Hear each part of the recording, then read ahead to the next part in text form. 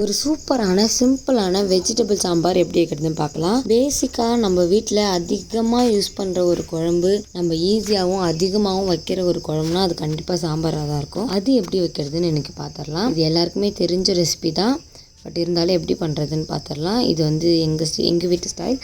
உங்கள் வீட்டில் நீங்கள் எப்படி பண்ணுவீங்கன்னு மறக்காமல் கமெண்டில் சொல்லுங்கள். ஃபர்ஸ்ட்டு எண்ணெய் ஊற்றிக்கோங்க. எண்ணெய் ஊற்றிட்டு கடுகு, கொஞ்சோண்டு ஜீரகம் போட்டிருக்கேன் நான். நீங்கள் ஜீரகம் வேணான்னா ஸ்கிப் பண்ணிக்கலாம். காரத்துக்கு தேவையான மாதிரி கொஞ்சமாக ஒரு 2 காஞ்ச மிளகா இல்லை ஒரு 3 காஞ்ச மிளகா போட்டால் போதும். கருவேப்பிலை வேணும்னா இப்போவே போட்டுக்கலாம், இல்லை வேணான்னா நீங்கள் இறக்குறப்ப போட்டுக்கலாம். நான் வந்து ஒரு 3 வெங்காயத்தை வந்து நீட்டாக கட் பண்ணி வச்சுருக்கேன். சாம்பாருக்கு எப்போவுமே நீட்டாக தான் கட் பண்ணணும்.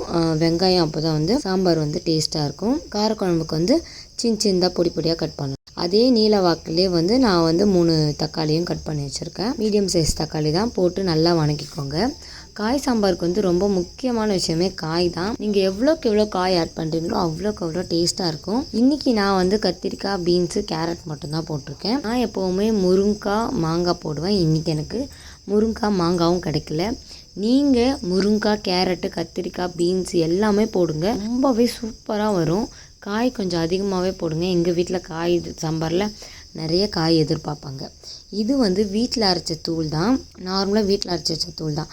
உங்கள் வீட்டில் அரைச்ச தூள் இல்லைன்னா ஆச்சி குழம்பு தூள் கொஞ்சம் போட்டுட்டு கொஞ்சமாக காரத்தூள் போட்டுட்டு நீங்கள் சாம்பார் பொடி வேணும்னாலும் போட்டுக்கலாம். ஃபர்ஸ்ட்டே வந்து பருப்பு வந்து தோரம்பருப்பு, வெறும் தோரம்பருப்பை கழுவிட்டு அதில் மஞ்சத்தூள் போட்டுட்டு பூண்டு தேவையான அளவுக்கு ஒரு 10 பல் பூண்டு போட்டுட்டு 4 பச்சை மிளகா இல்லை 2 பச்சை மிளகா அதில் போட்டு ஆல்ரெடி வேக வச்சுருக்கேன். அந்த தண்ணியை இதில் ஊற்றி ஒரு 10 நிமிஷம் கொதிக்கட்டும்.